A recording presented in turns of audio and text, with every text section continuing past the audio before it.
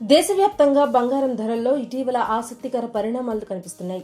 సాధారణంగా అంతర్జాతీయ ఉద్రిక్త పరిస్థితులు, ముఖ్యంగా యుద్ధ వాతావరణం ఉన్నప్పుడు బంగారం ధరలు పెరగడం సహజం. ఎందుకంటే ఇన్వెస్టర్లు సేఫ్ ఇన్వెస్ట్మెంట్ గా గోల్డ్ వైపు మొగ్గు చూపుతారు. అయితే ప్రస్తుతం పరిస్థితి పూర్తిగా భిన్నంగా ఉంది. అంతర్జాతీయ ఉద్రిక్తతలు కొనసాగుతున్నప్పటికీ బంగారం ధరలు తగ్గుముఖం పట్టాయి.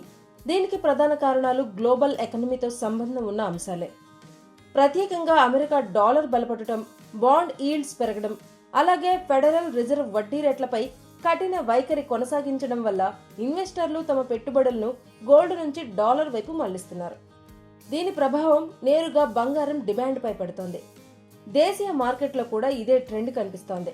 గత కొన్ని రోజులుగా గోల్డ్ రేట్లు వరుసగా పడిపోయి ఇప్పుడు స్థిరంగా కొనసాగుతున్నాయి. భారీగా తగ్గిన తర్వాత ప్రస్తుతం ధరలు ఒక స్థాయిలో నిలిచిపోయాయి. హైదరాబాద్ బులియన్ మార్కెట్ విషయానికి వస్తే 24 క్యారెట్ల బంగారం ధర ప్రస్తుతం తులానికి సుమారు 1,45,000 వద్ద కొనసాగుతోంది. 22 క్యారెట్ల ఆభరణాల బంగారం కూడా 1,33,000 స్థాయిలో ట్రేడ్ అవుతోంది. ఇక వెండి ధరల విషయంలో కూడా ఇదే పరిస్థితి కొనసాగుతోంది. గత కొన్ని రోజుల్లో భారీగా తగ్గిన తర్వాత ప్రస్తుతం స్థిరంగా కొనసాగుతోంది. కిలో వెండి ధర సుమారు 2,50,000 వద్ద ఉంది. ఇప్పుడు ముఖ్యమైన ప్రశ్న ఏంటంటే, ఇది బంగారం కొనడానికి సరైన సమయమా కాదా అని. అయితే ధరలు భారీగా పడిపోయిన తర్వాత స్థిరంగా ఉన్న ఈ దశలో కొనుగోలు చేయడం మంచిదిగా భావిస్తున్నారు నిపుణులు.